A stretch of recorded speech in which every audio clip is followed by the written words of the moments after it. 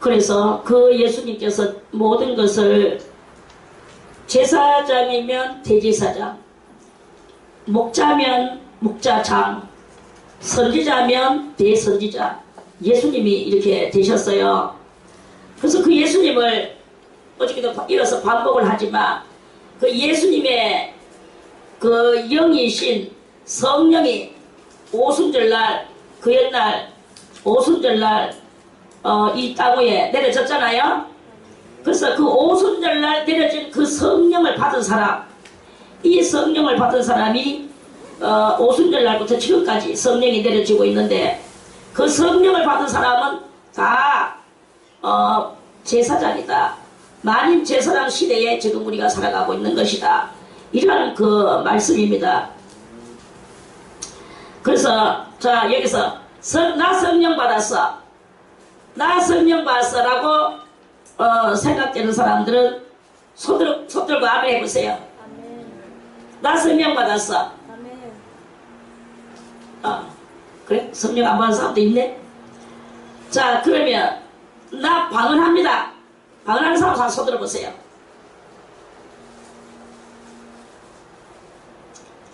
그래? 성령 안 받아도 방언은 한가 보네. 어느 거는 손 들고 어느 거는 손 안 되나? 자 그건 그렇고 그러면 나 이해하는 사람은 여기 없는 걸로 내가 알겠습니다. 나 방언 통변할 수 있어. 손. 그것도 없네. 그럼 이해할 수 있어. 그렇구나. 방언만 하는구나. 이런 모든 것들은 뭐에 들어가느냐? 은사에 들어갑니다. 그런 것들은 사실 뭐 안 해도 됩니다. 그런데 하면은 더 그 신앙의 단계가 올라가는 사람이다. 이렇게 볼 수 있겠죠. 그래서 그렇게 어쨌든 성령을 회개를 하고, 자 그러면 다시 묻겠습니다. 나는 내가 회개할 때 회개가 다 돼서 하나님이 나의 회개를 다 들어주셨다고 생각을 합니다. 하는 사람 손.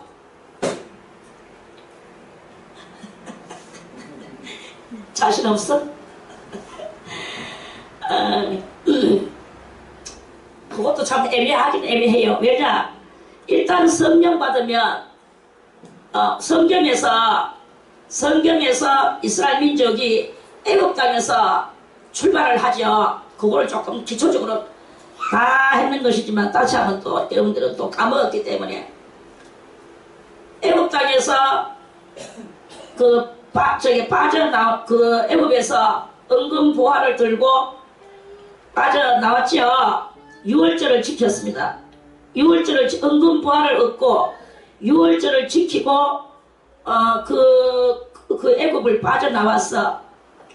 빠져나오는 그것이 바로 곧 우리가 이 세상에서 마음대로 살다가 이 세상의 물질의 그 소욕을 들고 그 애굽 땅을 벗어져 나오는 것입니다.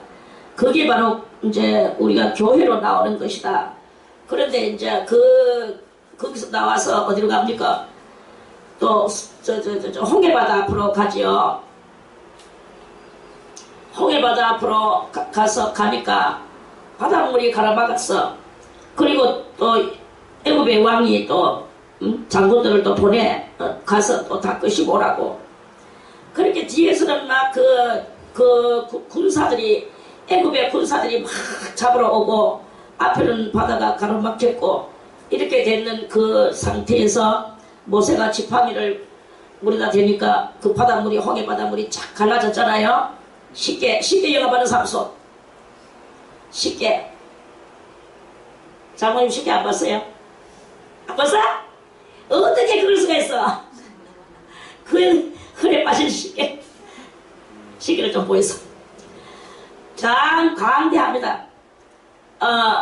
그 홍해 바닷물을 가르고 나서 이 육지같이 거기를 건너 나왔어요. 그리고 이들이 다 건너 나올 쯤에 저 뒤에서 막 따라오던 군사들이 저것들도 막 이제 그 건널뛰라고 막 이제 바닷속으로 들어왔어. 그리고 이스라엘 민족들이 다 건너고 난 뒤에 이들은 이제 한참 그 바닷물 복판으로 바닷가 복판으로 막 달려오는데 말을 타고 병거를 타고 달려오는데 갑자기 이 물들이 막 확 해가지고 하나가 돼버렸어. 그러니까 요 사람들은 그대로 바닷물에 잠수돼 버렸어. 잠수되고 이스라엘 민족은 하나같이 다 거기서 건너왔어요. 오늘 뭘 상징하느냐? 이것은 바로 그 애굽의 그 병사들은 곧 나의 옛사람이고 그들이 가지고 있던 모든 것들도 다 나의 옛 추종하는 그런 것들이고 그것들을 다 그러니까 그런 것들을 다 나는 이제 내가 세상에서 살고 세상에서 추종하던 모든 것들을 이 바닷물에 다 잠식시켰다. 그리고 이 애굽 사람, 이스라엘 사람들은 건너 나왔는 이것은 우리의 새로운 사람, 믿음의 사람을 상징하는 거예요. 그래서 그 잠식시켰다는 말은 곧 옛사람은 다 물에 빠뜨려서 죽여버렸다. 세례라는 그것이 바로 곧 세례다. 이 세례라는 뜻이 바로 옛사람을 죽여버리고 새로운 사람으로 믿음의 사람으로 우리가 이렇게 새롭게 태어나는 이걸 보고 세례라고 말을 하는 것입니다. 세례의 의미가 바로 그렇습니다. 세례의 의미는 세상적인 것들은 다 죽여버리는 거예요. 그리고 새롭게 예수 그리스도의 새 사람으로 태어나는 그거를 말하는 것입니다. 그러한 뜻입니다. 그래서 거기 바로 세례고 그 세례가 지금은 무엇으로 하느냐? 하늘에서 성령이 내려오는 거예요.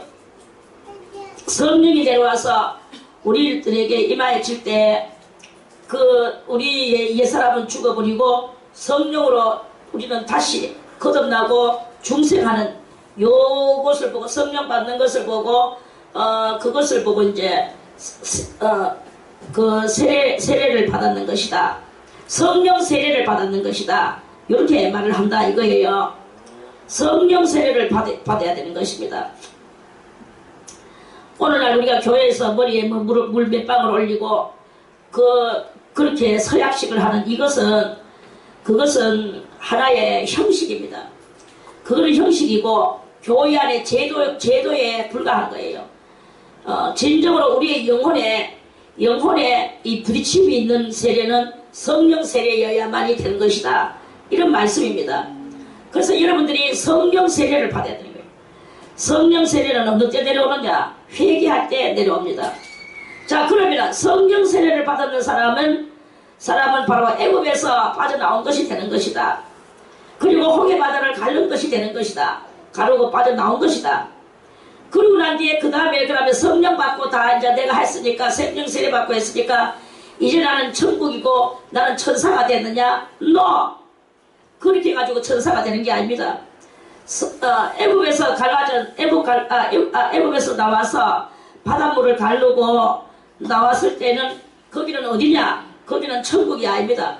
가나안도 아니었어. 거기는 어디냐? 광야, 신광야였어요.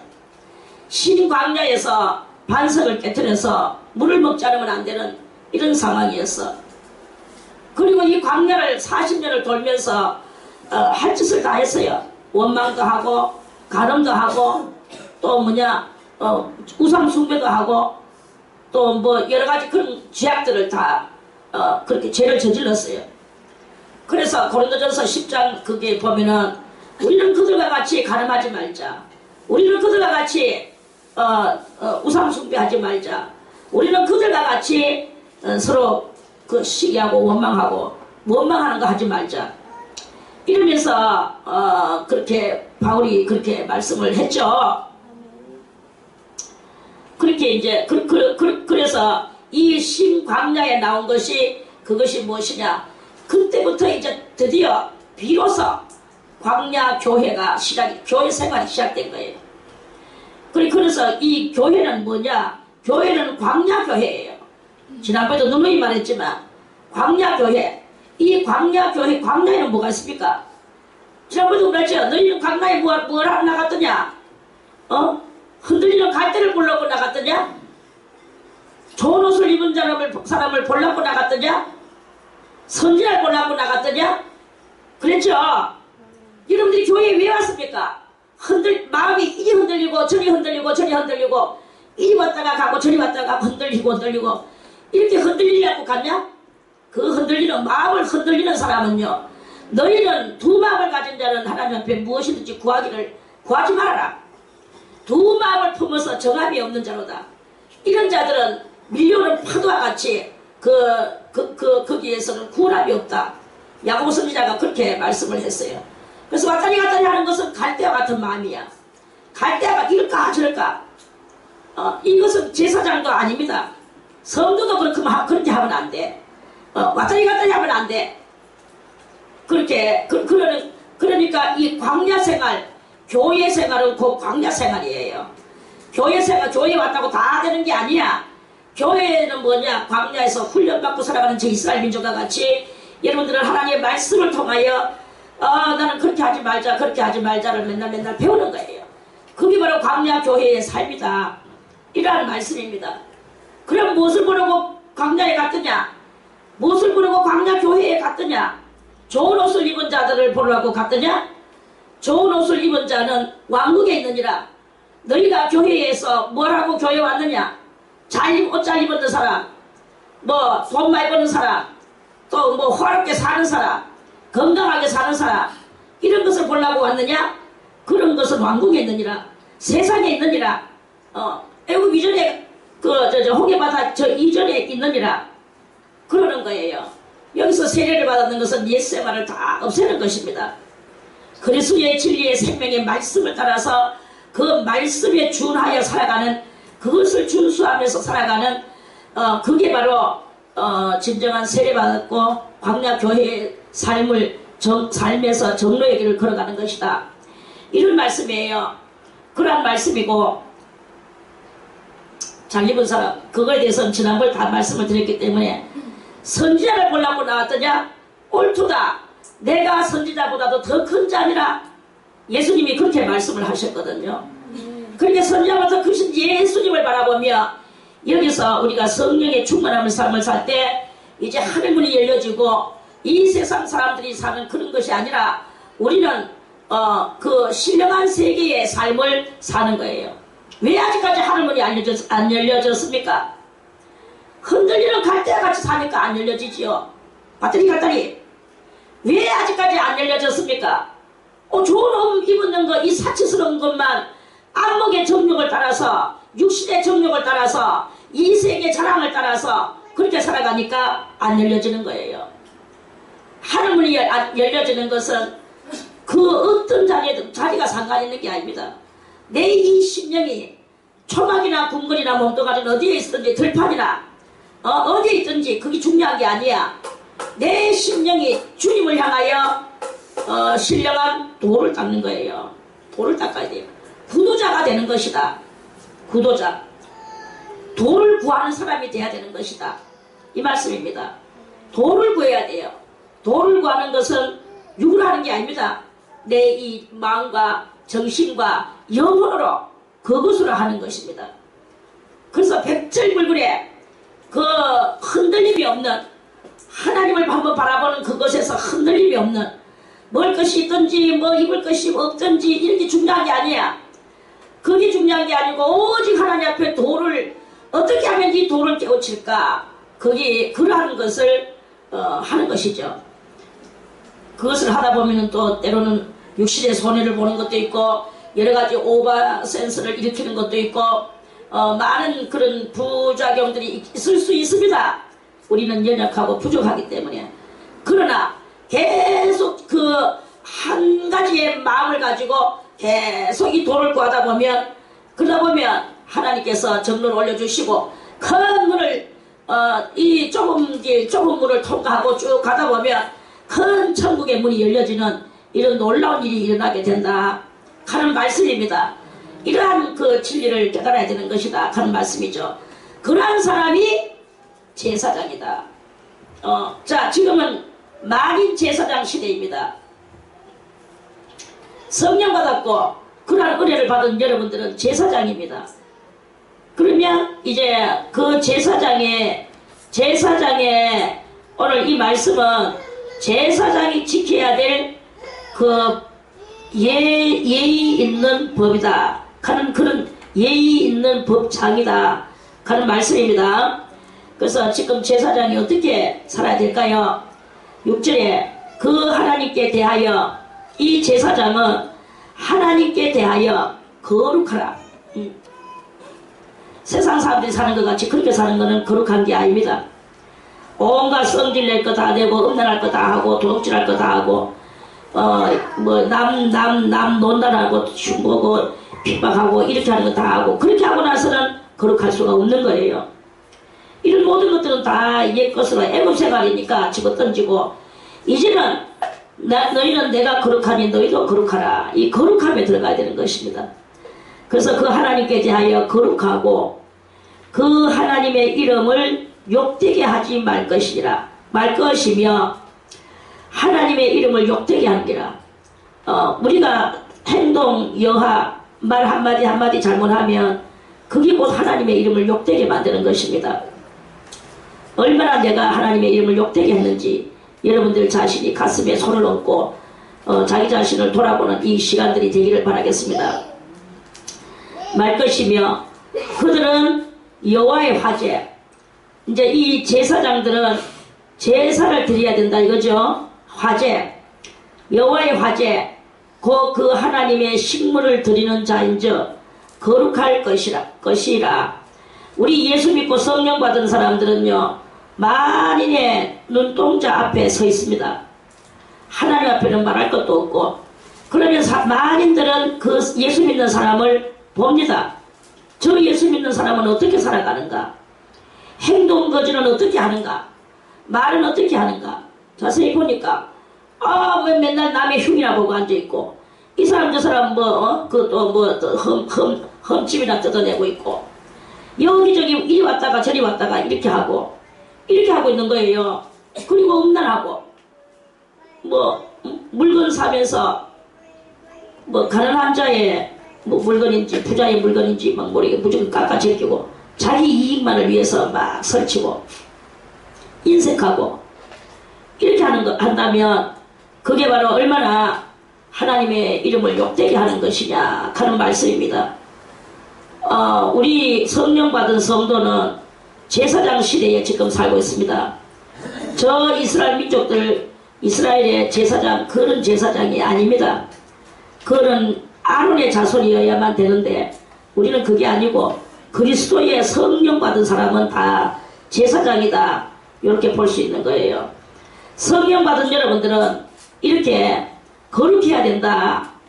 여호와의 화제 그 하나님의 식물을 드리는 자다. 식물을 드린다는 것은 우리의 삶 하나하나가 남들에게 본이 되고 남들에게 가리킴을 줘야 되는 그 행위적 삶을 살아야 되는 것이다. 그럴 때 그들이 우리의 행동을 보고 배우고 그렇게 하면서 자기들도 그거를 존경하고 따라오게 되고 그 영혼이 구원을 받아지게 되고 이렇게 되는 것이다 이 말이에요. 그런데 우리가 행동을 아무렇게나 하면 그러면은 안 믿는 사람들이 그것을 보고 아이고 저거나 우리나 똑같대 다를 거 없대 다를 거 있으리라고 생각하고 그 영혼들이 보다가 다를 바 없는 것을 보고는 다 실망하고 돌아간다 이거예요. 그렇게 하게 하면 여호와의 식물을 잘 못 드리게 되는 것이다. 이런 말씀입니다. 그러니까 그 하나님의 식물을 드리는 자인저 거룩할 것이라. 그 하나님 앞에서 하나님의 식물은 곧 제사를 드려서 여호와 하나님 앞에 제사 음식을 드리는 그러한 자인저 거룩할 것이라 이 말씀이거든요. 그러면 지금 현재 우리는 뭐냐, 우리의 이 삶 하나하나가 곧 만인에게 보여주는 삶이 되고 그렇게 되졌을 때 좋은 효과가 나타나고 영혼이 건져졌을 때 그 건져진 영혼이 하나님 앞에 온 영혼이고 하나님의 식물과 같은 그러한 영혼이다 이런 말씀이에요. 할렐루야. 그래서 우리는 이제 이 삶을 사생활의 삶을 어떻게 살아야 될 것인가. 이 제사장은 사생활의 삶을 어떻게 살아야 될 것인가. 그들은 그렇게 이 제사장들은, 자 그러면 성도들도, 성령 받은 성도들도 이 성령이 남성격이기 때문에 여자 성도들도 성령을 받았으면 다 그 영은 남성격으로 그렇게 거듭나는 거라고 그랬죠? 들었는 사람만 손 들고 하면 그럼 왜 아멘 안 하는데 도대체? 남성격이라고 그랬습니다. 그래서 우리 성령 받은 우리는요, 몸은 육신의 몸은 여자일지라도 옛날에 구약시대 때는 남자만 구원이 있어서 여자들은 남자가 구원된 남자의 아내거나 딸이거나 하면 여자들도 그렇게 해야만이 구원받았다고 그랬잖아요. 그런데 이제 지금은 남종과 여종에게 다 성령을 부어주는 시대가 왔기 때문에 성령 받은 여자들도 다 이 성령이 남성격이기 때문에 성령 받은 여자들도 그 영은 남성격의 그 품성을 이제 새롭게 가지기 때문에 그 여자들도 스스로 구원을 얻고 스스로 제사장이 되고 이 여자들도 나와서 사명을 감당하는 그러한 시대에 우리가 살고 있다, 이렇게 말씀을 드렸죠. 그래서 그들은 어떻게 살아야 되느냐. 그러한 것은 그들은 기생이나 부정한 여인은, 그 부정이 뭡니까? 부자는 아니 불자이고 정은 깨끗할 정자예요. 깨끗이 못한 여인을 취하지 말 것이며 했어요. 깨끗이 못한 여인이 무엇이겠습니까?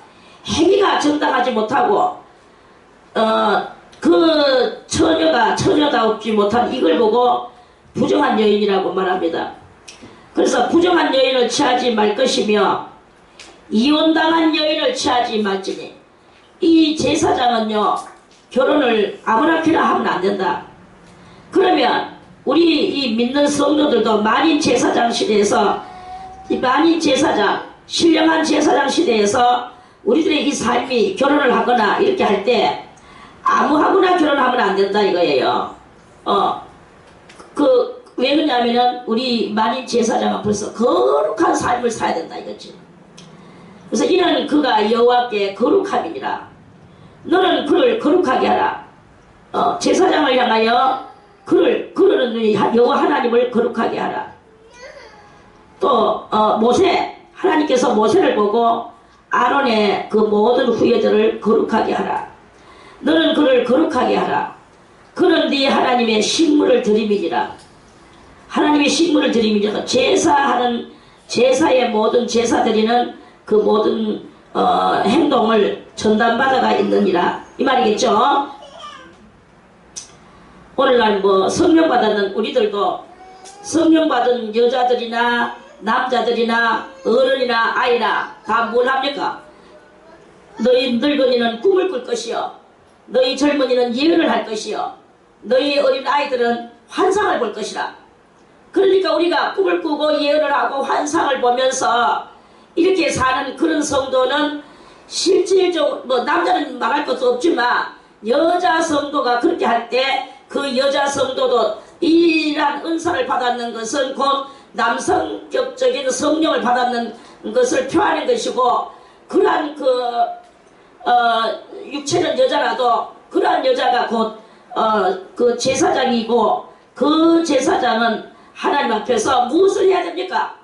남자고 여자고 이 만인 제사장 시대에서 제사장이 해야 되는 것은 다른 사람이 죄를 칠 때 그것을 보고 마치 내가 죄를 짓는 것, 그걸 보고 흉을 보고 그걸 보고 당신 그러면 안 돼 하고 막 이렇게, 물론 그런 것도 해야 되겠지만 남이 죄를 짓는 것을 보고 내가 죄를 지었는 것 같이 안타까이 여기며 훈계도 해주고 그 사람을 위하여 내가 대신 회개의 기도를 해주는 거예요. 그 회개의 기도를 해주는 그게 바로 영적 제사장이다, 이런 말씀입니다. 그래서 그 사람 지금은 소잡고 양잡고 해서 그러는 것이 아니라 내 이 가슴을 찢으며 그 영혼을 위하여서 대신 회개해 주는 게 이게 제사장의 현재의 그 본문된 것이다. 그 본분이다. 이런 말씀이에요. 그래서 너는 그를 거룩하게 하라. 그는 내 하나님의 식물을 드림이니라. 그러한 회개를 남을 위하여서 회개해 주는 사람은 바로 하나님의 식물을 드리는 그러한 보이지 않는 식물을 드리는 그러한 제사장인 것입니다. 그런 제사장이다. 이니라 나 여호와 너희를 거룩하게 하는 자는 거룩함이니라. 그래서 하나님 앞에 나가는 자는 다 이렇게 거룩해져야 되는 것이다. 이런 말씀이에요. 자, 이 제사장은 남을 위하여 제사를 드려주고 기도해주고 회개해주고 이런 일을 그거를 밥 먹듯이 하고 사명같이 여기는 거예요. 그럼 이 많은 제사장 속에서 누가 뭐 그거 한다고 해서 월급을 줍니까? 무슨 사례를 합니까? 또 알아줍니까? 도리어 막 핍박해요.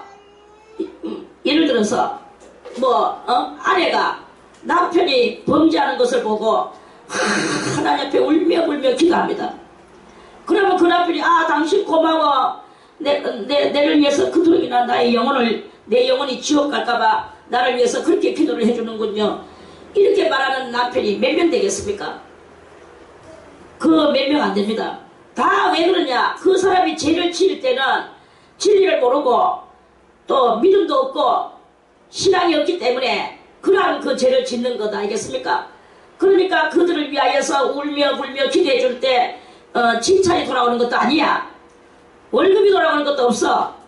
그러나 이 성령 받은 사람의 속에는 뭐가 있느냐? 그 영의 인도함의 요소가 속에서 활동하는 거예요. 이거는 누구가 그래 해라 해서 하는 게 아니야. 저 영혼을 보니까 너무나 불쌍하고 자식의 영혼, 남편의 영혼, 아내의 영혼, 부모의 영혼, 친구의 영혼, 우리 성도들의 영혼, 이런 모든 영혼들이 보니까 제대로 하지 못하는 그것을 보면서 안타까이 여기는 심정이 성령 받은 사람 속에서는 나오게 돼가 있어요. 이게 이제 아주 큰 획기적인 그런 일입니다. 그러니까 그게 월급을 줘서 그렇게 하는 것도 아니야. 누가 칭찬을 해줘서 그런 것도 아니야. 상을 줘서 그런 것도 아니야. 그러나 내 속에 있는 성령이 불같이 끌어올라서 그 영혼을 뜨겁게 사랑하며 그 영혼이 지옥 갈까봐 그것 가지고 막 애타고 부르짖고 기도하는 이러한 그 심령이 되는 것은 무엇 때문에 그러느냐? 성령이 임했기 때문에 그런 거예요. 성령의 역사로 그런 마음이 올라오는 거예요. 이게 아직까지 덜 됐는 사람은 성령의 역사가 제대로 없는 사람의 모습인 것입니다. 그래서 그러한 것은 어떤 인간의 그런 것이 있기 때문에 그런 것이 아니다. 그 영혼을 뜨겁게 사랑하고 그 영혼을 불쌍히 여기는 것이 있기 때문에 그래서 그 영혼들을 위하여 기도해주는 이것은 바로 보이지 않는 신령한 영적 제사장이다. 그게 바로 이제 예수 믿고 세례받고 성령 받고 또한 이 성령이 그렇게 내 마음을 끌고 가고 그렇게 누가 그렇게 하고 싶습니까? 돈을 줍니까? 합니까? 인간의 마음으로는 그렇게 할 수 없는 거예요. 성령을 받은 사람만이 할 수 있는 아무도 이 세상 사람들은 흉내도 낼 수 없는 그것이 바로 진정한 그리스도 예수의 사랑을 실천하는 영혼을 위하여 눈물 뿌리고 피 뿌리고 기도하는 이러한 그 심령의 소유자가 진정한 그 신령한 영적 제사장이다. 이런 말씀입니다. 그러한 그 사람이 기도할 때는 그래 해놔놓고 나와 가서 할 때는 또 말씀을 모르니까 여러분들이 이 21장을 제대로 이해만 해보세요. 여러분들은 신앙의 어른이 됩니다. 왜 신앙에 아직까지 어린아이가 돼가지고 이리 왔다가 저리 왔다가 이 사람한테 물어보고 저 사람한테 물어보고 또다시 찾아가가 무엇을 물어보고 이렇게 하는 어린아이 같은 행실을 합니까? 그거는 아직까지 말씀을 이 21장 말씀을 여러분들이 해석을 못해서 그런 것입니다. 이제 여러분들이 오늘 이 성령을 받았다면 오늘 이 말씀의 해석을 들었다면 이제는 여러분들 속에서 불같은 것이 끌어올라야 돼. 뭘 끌어올라야 되느냐? 뭘 가지고 여러분들이 논문할 수 있습니까? 내가 지금 뭐가 돼가지고 지금 뭐 어디 가서 뭘 하느냐? 뭐 갑자기 무슨 용pe는 제사장이 됐습니까? 그런 것은 다 아니다 이거야. 용pe는 사람이 됐습니까? 그런 건 다 이 세상 사람들이 하는 것입니다. 성령의 역사를 따라서 살아간다면 영혼을 귀중하게 여기고 구원받지 못한 영혼들을 위하여 눈물 뿌리며 피 뿌리며 기도하는 거예요. 그러면서 기도하다 보면 하나님께서 그 성령 받은 성도의 기도를 받으시고 그 영혼을 건져주시는 거예요. 이 모양 저 모양으로 건져주십니다. 하나님은 온갖 방법에 그 모든 그 프로젝트를 만들어 놓으시고 모든 인생들을 향하는 프로젝트를 만들어 놓으시고 큰 하나님의 나라를 이루려고 하는 그 프로젝트를 만들어 놓으시고 이런 여러 가지의 프로젝트를 만들어 놓으시고 지금도 우리 성령 받은 사람들을 통하여서 하나님은 육신이 없는 관계로 그 성령 받은 사람을 통하여서 하나님의 프로젝트가 실천되고 실현되지고 있는 그러한 역사가 있다 하는 그런 말씀입니다.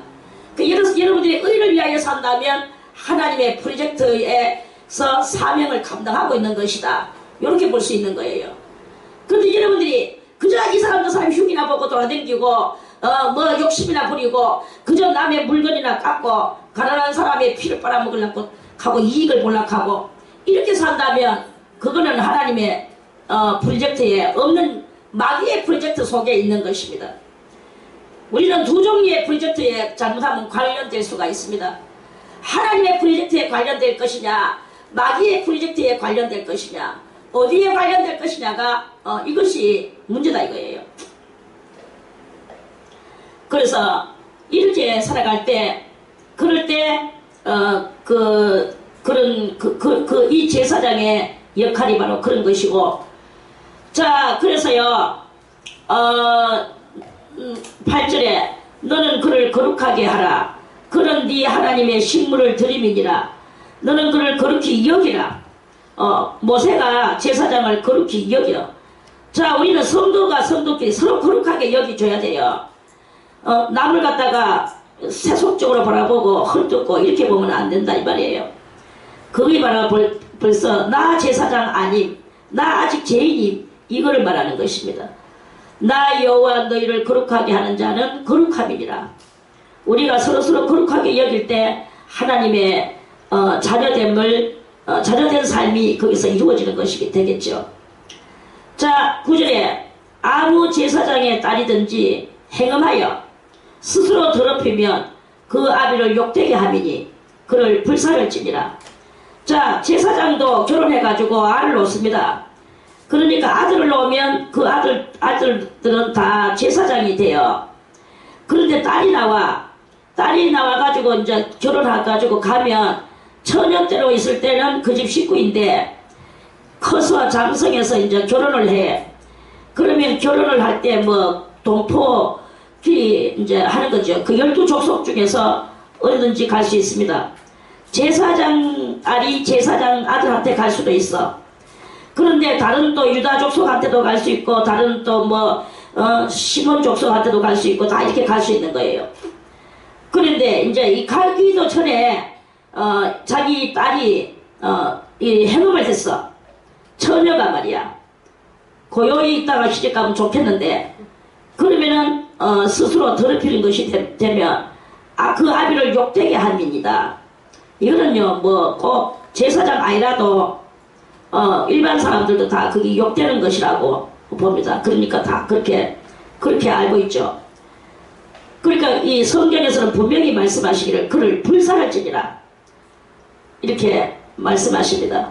그래서 이 모든 죄의 뿌리를 아예 싹을 안 키우는 거야. 이런 음란의 싹을 이스라엘에서는 안 키우는 거예요.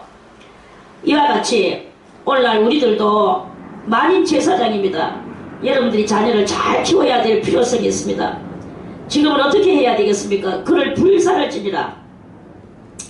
이 불사라는 것은 두 가지로 우리들한테 두 가지 상징으로 이 말씀이 있습니다. 한 가지는 무엇이냐?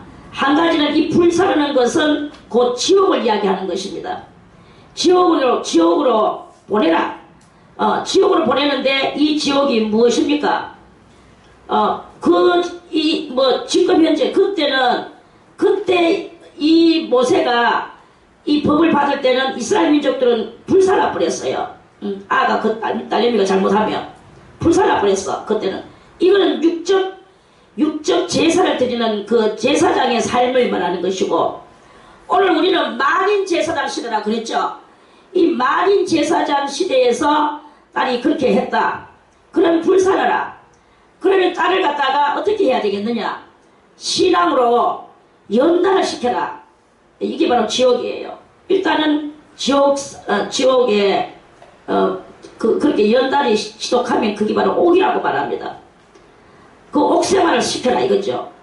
연단 말씀으로 계속 가르치고, 그리고 붙들고 기도해 줄 때 뭐가 내려옵니까? 성령의 불이 내려오게 때가 있어요. 지금은요, 붙들고 기도하고 회개해 주는 거야. 영적 제사장인 아버지나 어머니가 그 딸을 붙들고, 그래서 하나님 앞에 내가 죄를 지었는 것이냐, 아까도 말했지만 내가 죄를 지었는 것이냐, 이 딸을 위하여 붙들고 기도해주고 연단을 말씀으로 연단시키고, 이렇게 하면서 그렇게 될 때 하나님의 성령의 불이 내려와서 모든 죄를 사해주고 이 딸은 새 사람이 되는 그런 일이 일어날 것이다. 이런 말씀입니다. 그래서 우리의 딸이 이러한 상태가 일어났을 때 여러분들은 목숨을 걸고 기도를 해야 됩니다. 기도에는 길이 없습니다. 아무것도 길이 없어요. 기도를 하다 보면 하나님의 역사가 일어나게 되고, 하나님은 거기에 성령 불을 부어주시고, 그 딸이 부모 앞에서 말씀을 듣고 자기가 그 죄를 회개하고 이렇게 하면 그것이 잘 연단이 될 것이다. 이것을 받아들이지 않고 지 마음대로 행동하고 그렇게 하면, 그러면은 그 딸한테는 고난이 닥치게 돼가 있어요. 고난이 닥치면 그게 바로 지옥이에요. 고난도 지옥이고 연단도 지옥이야. 이렇게 하면서 그럴지라도 이 부모는 끊임없이 기도를 해줘야 되는 거예요. 그러면은 어디에 있든지 주님께서 성령의 불을 부어주신단 말입니다. 그러면 그 모든 죄를 태워주시고 새롭게 거듭나고 하나님 앞에 그 영혼을 건져내는 놀라운 그 구령의 역사가 일어나, 구도의 역사가 일어나고 구령의 역사가 일어나고 구원의 역사가 일어나게 되는 것이다 하는 말씀입니다. 야, 저 김동우가 왜 거기 있냐? 네가 거기가 네 자리가 그렇구나. 잠이 와서 거기 있으면 잠 안 와? 그건 잠 쫓아내는 자리가 무릎 꿇고 있대요. 무릎 꿇고? 그럼 일로 내 앞에서 나가 무릎 꿇어라. 거기 숨 있는 거 나 싫어해. 우리는 안 보이면 싫어해. 보이야 좋아해. 불사를 지니라. 할렐루야. 그래서 우리는요, 끊임없는 기도로서 우리 자녀를 불가운데서 건져내야 됩니다. 이런 사명이 성령 받은 사람은 누구든지 다 있는 거예요. 육적으로 지나신만 그렇게 말하는 게 아닙니다. 모든 영적 자녀들, 무릎으로 낳는 자녀들, 여러분들이 하나 사람이라도 전도를 해봤느냐? 전도하는 그것이 바로 자녀예요. 무릎으로 낳은 자녀라고 볼 수 있습니다. 그것이 옳지 못한 일을 할 때에, 그럴 때 그 끊임없이 그를 위하여 기도할 때 이 모든 것이 하나님 앞에서 구원의 역사가 크게 일어나게 되는 것이다 하는 말씀입니다. 자, 10절의 말씀. 자기 형제 중, 이제 제사장은 또 자기 형제면 또 그 형제도 제사장이에요. 자기 형제 중 관유로 부음을 받고 관유로 부음을 받고 위임되어 예복을 입은 대제사장은, 자, 여기 대제사장의 또 이야기입니다. 대제사장은 그 머리를 풀지 말며, 자, 대제사장 이야기입니다. 이 10절부터는 대제사장은, 그럼 오늘날 우리들에게 있어서 대제사장은 누구입니까? 우리의 대제사장은 예수 그리스도밖에 없어요. 지금 우리는 만인 제사장이기 때문에 이 속에서는 대제사장이 없습니다. 제 아버지 목사님이고 신학 박사고 석학 박사고 다 필요 없어요. 여기에서 대제사장은 제도상은 없어요. 그런데 여기서 대제사장이 또 있습니다. 그것은 무엇이냐? 그것은 왕도를 깨닫고 가는 특별한 성도가 있습니다. 성령 받았다고 다 제사장이라고 하기는 하지만 그 중에서 성령 받아도 다 틀려요. 자, 아까 전에 제가 어디까지 말했습니까? 이스라엘 민족이 애굽 땅을 빠져나와서 홍해 바다를 가르고 신광야로 나온 데까지 이야기했죠. 자, 광야 생활을 몇 년 했습니까? 40년간 광야 생활을 했어요. 40년간 광야 생활을 하고 나니까 나중에 이제 뭐 애굽에서 나왔는 1세들이 다 40년 동안 애굽에서 나올 때 50이나 60이나 40이나 이래 되는 사람들이 애굽에서 나왔다고 생각을 하고 있어. 그러면 광야에서 40년을 살았어. 50살 돼가지고 애굽에서 나온 사람들이 광야에서 돌면서 40년이 지나가니까 몇 살 됐습니까? 90살이 됐어요. 인생이 뭐 90살 사는 사람이 뭐 몇 명 되겠습니까? 인생이 길면은 70이요. 70이 길다 했어. 저는 지금 70에서 하나 모질이 됩니다. 길게 살았다고 참 성경에서는 말합니다. 길면 70이라 했어. 여기서 육체가 더 강한 걸 하면 80까지 산다 그랬어. 90이라는 말은 성경에 없어요. 그렇지만 야곱이는 140살까지 살았어. 무드셀라는 900몇 살까지 살았어요. 1000살이 다 돼가지고 살았습니다. 그런데 이 세월이 점점 죄악으로 들어가면서 이 생명이 점점 짧아지고 이제 그렇게 돼서 오늘 이렇게 이르는데요. 그러니까 애굽에서 나왔는 1세들이 광야 노중에서 거지만 다 죽고 이제 요단강을 건널 때쯤 해가지고는 3명밖에 없었어요. 1세가 누구야? 여호수아와 갈렙과 모세밖에 없었어요. 그래 이제 이렇게 3명이서 건넜는데 모세는 가나안 땅에 들어가지도 못하고 비스가 산에서 멀리서 그렇게 요단강을 건넜죠. 그런데 비스가 산에서 저 가나안 땅을 네가 네 눈으로 보기만 해라. 모세한테는요 그 가나안 땅을 눈으로 보기만 하라 했어. 들어가 보지를 못했어. 그래가지고 뭐 지도자 그 영도자 모세는 가나안 땅에서 죽었어요. 죽고 여호수아하고 갈렙 1세는 여호수아 갈렙밖에 없어. 이 여호수아 갈렙만 1세고 몽땅 다 뭐 누굽니까? 1세입니까? 2세입니까? 3세입니까? 2세요 3세인 거예요. 이들이 이제 들어가는 거예요. 그리고 이 모든 전체적인 이야기는 그 성경 속에 이 우리들의 이 구원 스토리는 무엇을 말하는 것이냐? 그 1세들은 무엇을 상징하느냐? 1세들은 우리 몸에 이 육적 몸을 상징하는 거예요. 1세들은 육 속에 있는 영은 무엇이냐? 2세를 상징하는 것입니다. 그 2세가 영을 상징하는 거예요. 그래서 보통 다 부활은 어떻게 되느냐? 이 육부활은 제대로 없다. 육부활은 없고 영부활만 그 2세들이 들어간다는 것은 영만 그 집안 다 가나안 땅에 들어가는 것이다. 요거를 상징하는 거예요. 전반적으로 통괄적으로 볼 때. 이해가는 사람 손 들고 하면 그렇습니다. 그래서 그렇다면 뭐가 가장 우리의 구원에서는 가장 중요한 것이 무엇이냐? 여러분들이요 영만 구원받고 싶습니까?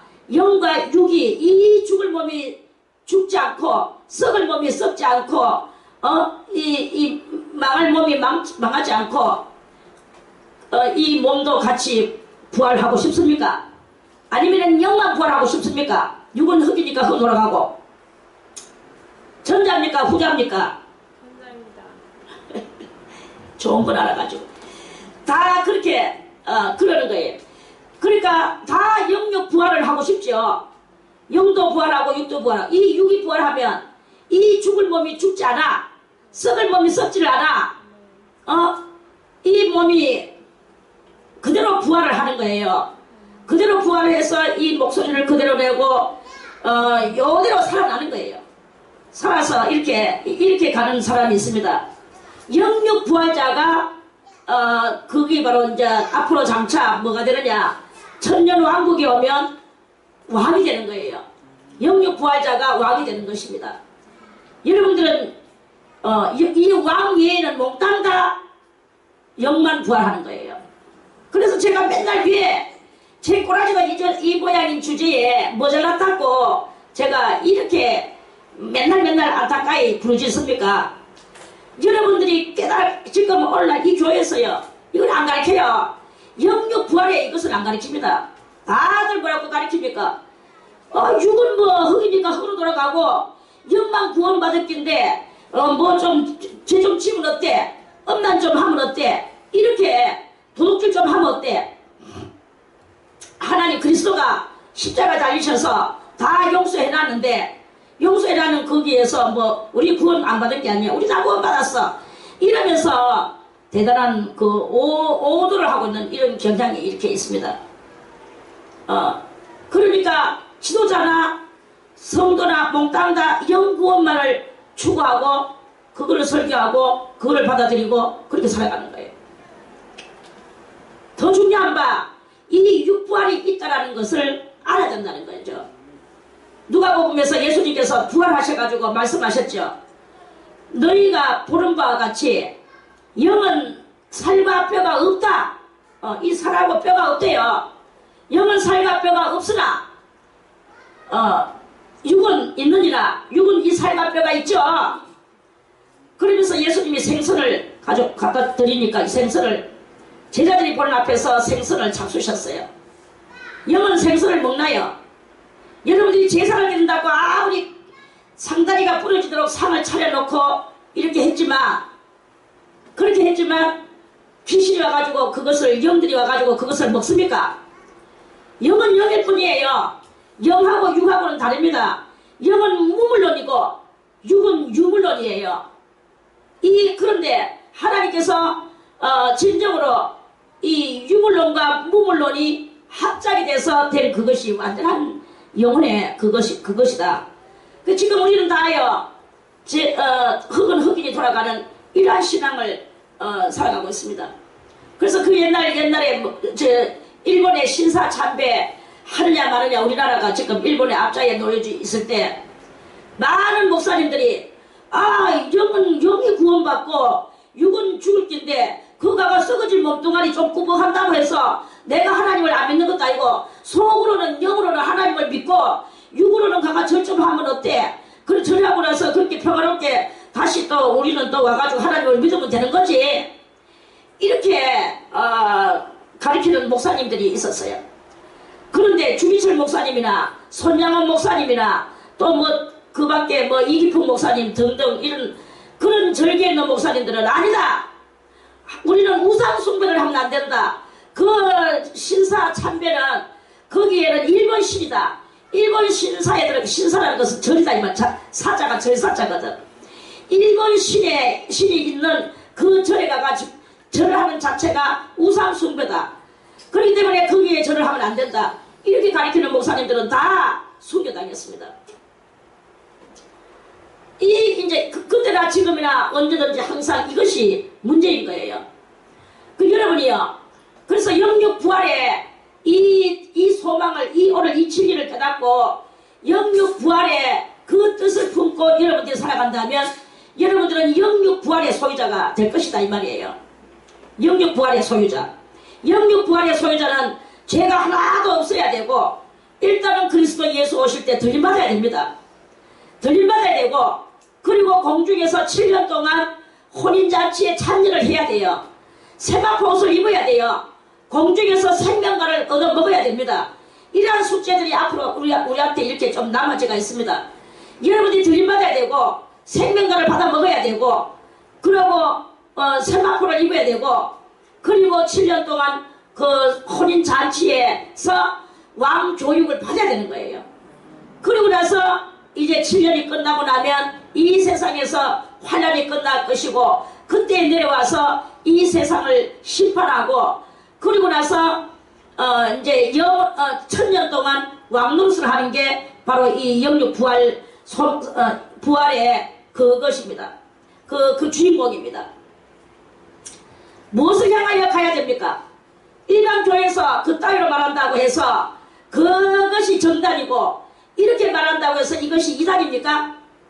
다른 사람이 말하지 않는 것을 가지고 성경에 있는 것을 찾아서 이야기해 주는데 그거를 일반화시키지 않았다고 해서 그것이 이단입니까? 여러분들이 성경을 자세히 봐야 되는 거예요. 대제사장이 돼야 된다는 것은 왕이 된다는 것입니다. 그리고 물론 지금도 제사장이 신령한 제사장이 되는 역할을 해야 되는 것이고 하나님을 정식으로 믿고 나가야 되는 거예요. 이건 이렇게 되는데 6만 구원받아가 0만 구원받아가지고 그는 뭐예요? 그는 백성으로 들어가는 것입니다. 일반 제사장 노릇을 하던 사람들은 다 0만 구원받는 거예요. 여러분들이 정말로 야망이 있다면 하나님을 향하여 소망이 있고 믿음이 있고 여러분들이 정말 간절히 요구하는 사항이 있다면 이 땅에서 썩어질 것을 가지고도 여러분들이 힘을 쓴다면 왜 이 영원한 것을 가지고는 무관심하게 살아갑니까? 그게 바로 우리들의 지금 큰 난점이라 엉망진창인 난점입니다. 세상의 대통령도 4년밖에 안 해. 우리나라 그러는데 4년이가 5년이가 5년이가 그래 아무튼 뭐 4년이든지 5년이든지 그거밖에 안 해. 그런데도 서로 할라고 머리를 싸매고 올라가가지고는 또 끄잡아 내리락하고 이렇게 난장판을 부리고 이렇게 안 합니까? 뭐 그렇게 중요합니까? 대통령이 뭐 되면 어떻고 안 되면 어떻습니까? 그게 영원한 것도 아닌데 그거 되면 5년이에요. 이 왕은 영육 부활의 이 왕은 1000년입니다. 5년도 아니요 50년도 아니요 500년도 아닙니다. 500년에서 곱하기 해가지고 1000년이에요. 왜 이것에 대하여는 그렇게 욕망이 없나? 왜 열렬이 없나? 그거를 갖다 등한시 여기는 여러분들은 하나님 앞에 분명히 그에 대한 또한 그에 대한 심판을 받습니다. 그러니까 우리는 정말로 이 진리를 알아서 대제사장이 되며 왕이 되며 선지자가 되는 이러한 것에서 우리가 그 신앙을 가져야 되는 것이다. 이런 말씀입니다. 오늘 여기 앉아있는 최소한 여러분들만 해도 만약에 여러분들이 영육 부활을 입고 1000년 동안 왕노릇을 하면서 그 왕은 어떤 일을 합니까? 지금의 이 대통령이나 왕들은 무슨 일을 합니까? 전부 다 국민한테 세금을 받아 세금을 끌어내. 그래서 그 세금을 받아가지고 다시 이 백성들에게 잘 살게 해주겠다고 공약을 하고 합니다. 맨날 공약해봤자 말했는 그대로 또 세금 받아가지고 이러지도 못해. 왜? 저것들도 띵쳐 먹어야 되니까. 다 못 받아가지고 그대로 다 못 놀아줘요. 이게 그렇게 되게 돼가 있지 않아, 이 세상은. 그런데 이 1000년 동안 왕노를 하는 이 사람들은 어떤 것을 가지고 합니까? 그거는 하늘의 큰 능력을 받아가지고 그리고 이 제사장 오늘날에 여러분들이 우리가 지금 이 나약한 심령 속에 이 지금 째깍 시간이 가면 갈수록 이 늙어지고 부패해지는 이 육을 들고도 우리는 남을 위하여 제사장 역할을 하며 대신 회개를 기도를 해주는 이런 일을 한다고 그랬죠. 그렇다면 그렇게 하는 여기서도 그렇게 하는데 이제 왕이 되었을 때 썩을 몸이 썩지 아니함을 입고 죽을 몸이 죽지 아니함을 입었을 때에 그 능력이 오죽하겠습니까? 그때는 세금도 안 받습니다. 세금을 받지 않고 하나님의 큰 능력을 가지고 영생의 생명을 공중에서 이미 먹었는 상태고 다시는 더럽힐 수가 없는 새밖에 옷을 입은 상태고 이 왕들은요 그리스도의 그 신부가 돼가지고 성령과 아울러 성령이 충만한 정치를 하는 거예요. 성령이 충만한 정치를 하며 1000년 동안 온 백성들을 위하여서 그 백성들의 죄를 날마다 사해주고 하나님의 말씀이 물이 바다를 덮음같이 말씀이 충만한 시대이기 때문에 왕들이 하나님의 말씀으로 백성들을 먹여 살립니다. 그리고 그리고 백성들이 병들면 그 왕들이 그리스도 예수가 오셔서 온 병자들을 치료해주가 낫게 했던 것과 같이 이 왕들이 치료를 해줍니다. 복지가 이 신령한 복지로서 국가를 다스려 나가는 거예요. 얼마나 멋진 나라가 파라다이스의 국가가 되겠습니까? 엄청난 이 파라다이스 세상이 이제 앞으로 옵니다. 그것을 믿지 않는 성도는요 다 가짜입니다. 이제 여러분들이 이걸 깨달아야 돼요. 그래서 그 왕이 돼가지고 여러분들이 정말로 그런 왕이 되고 싶은 마음이 없습니까? 이제는 죽지 않는 왕이에요. 죽는 왕이 아닙니다. 세금 받아가지고 무엇을 이리저리 해주는 왕이 아닙니다. 안 죽고 사는 신이에요. 신이 된 왕이에요. 그 신이 된 왕이 이 백성들을 사랑과 정성과 그 또한 큰 그 눈물로서 이 백성들을 회개시키고 하나님의 자녀 만들어 나가는 그러한 일을 하는 것이 바로 천년왕국의 진정한 신령한 복지가 이루어지는 천년왕국의 왕이다 이 말씀입니다. 그 왕이 되는 길을 걸어가는 거예요. 자, 할렐루야. 정말로 이것을 가지고 그러한 야망이 없는 사람이라면 신앙에 자격이 없습니다. 신앙을 가지고 있을 자격이 없어. 우리는 그러한 왕이 되려고 노력을 하는 거예요. 그리고 내 자식을 위하여, 남의 자식을 위하여, 많은 영혼들을 위하여 제사장 역할을 지금 해야 되는 거예요. 하면서 이 영육 부활을 위하여 가야 되는 것입니다. 그래서 자 10절에 자기 형제 중 이거는요 그 제사장이라고 다 그런 것이 아니야. 대제사장 되는 그것을 이야기하는 것입니다. 대제사장은 그 중에 하나예요. 그 해에 하나밖에 없어. 왕은 하나밖에 없어요. 어느 나라의 왕이 몇 개씩 됩니까? 이 조선 땅에 대가리가 2개다 보이길래 맨날 전쟁을 하고 미사일 투족하지. 그 대제사장은 그 예복을 입은 대제사장은 이랬죠. 다같이 예복을 입은 대제사장은 자기 식구가 죽어도 머리를 풀지 마라 그랬어. 그 머리를 풀지 말며 그 옷을 찢지 말며 어떤 시체이든지 가까이 말지니 부모로 인하여도 더러워지게 말며. 그러니까 시체, 자 영육 부활을 원하는 사람은 이 사망의 역사를 그걸 완전히 차단하고 멀리하는 거예요. 오직 생명의 역사만을 접촉하고 살아라 이 말씀입니다. 사망은 완전히 단절. 부모가 죽었다 해도 그게 시체에는요 꼭 사망 권세가 이 사망의 귀신들이 내려옵니다. 어떤 초상집이든지 뭐 그 사람이 구원받아가지고 지금 들림받아 올라갔다 할지라도 그 시체에는 지금 사망 권세가 뒤따르게 되어 있어요. 그러니까 왕도의 길을 걸어가는 사람은 부모가 죽었든지 형제가 죽었든지 가까이 나오지 말아야. 그 사람은 어디에 있어야 되느냐? 12절에 보니까 성소에서 있어라. 성소에서 나오지 말며. 그러니까 하나님의 성소에 있어야 되는 거예요. 성소에서 나오지 말며 그 하나님의 성소를 시체한테 갔다가 성소에 들어왔다가 지랄병 하는 것들이 오늘 얼마나 많습니까? 그렇게 하지 말아요. 왔다 갔다 해. 죽음의 골짜기 갔다가 또 와가 또 예배드리다가 교회 나왔다가 이렇게 하는 이런 일들이 지금 그 예수님은 날마다 피 흘리시기 바쁘죠. 맨날 와가지고 또 가고 또 피 흘려주시고 이게 지금 계속 2000년 동안 지금 이렇게 되고 있습니다. 우리는 사망 권세에 대한 개념을 가져야 돼요. 사망 권세에 대한 개념을 확실하게 알아서 사망 권세를 우리는 철저히 단절을 해야 되는 것입니다. 성소를 더럽히지 말라. 이런 하나님의 임한 관유가 하나님께서 주신 이 성령의 역사가 이건 특별한 영육 부활의 성령의 역사가 그 위에 있음이니라. 이런 말씀이에요. 나는 여호와니라. 이렇게 초상 났을 때 어떻게 해야 될 것인가? 대제사장의 이야기입니다.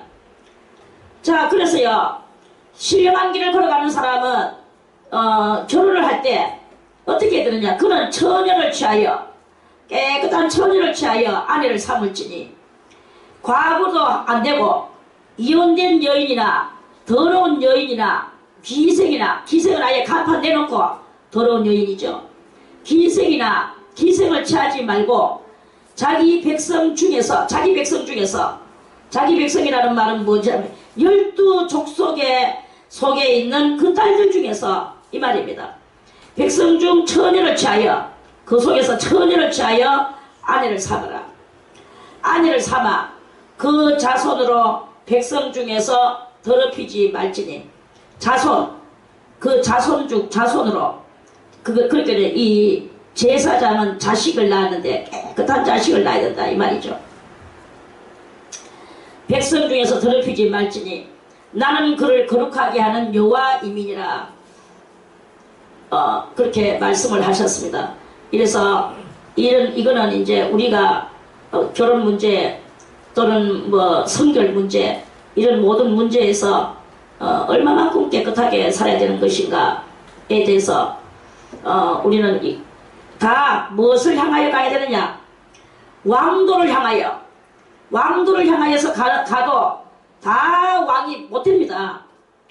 내가 가기는 왕도를 향해서 가지만 어느 정도까지 또는 어느 정도까지 이렇게 가면은 그 가는 거기에까지 너희가 어디까지 이르렀든지 그대로 하나님은 받으실 것이다. 이래 말씀을 하시는 거예요. 그래서 우리가 어디까지 이르를지는 모릅니다. 그러나 우리의 소망과 목적은 이 왕도를 향하여 계속 끊임없이 가는 그런 신앙의 소유자가 되어야 되는 것이다 하는 말씀입니다. 자, 오늘은 15절까지 말씀을 드리고요. 내일 16절 말씀을 드리겠습니다.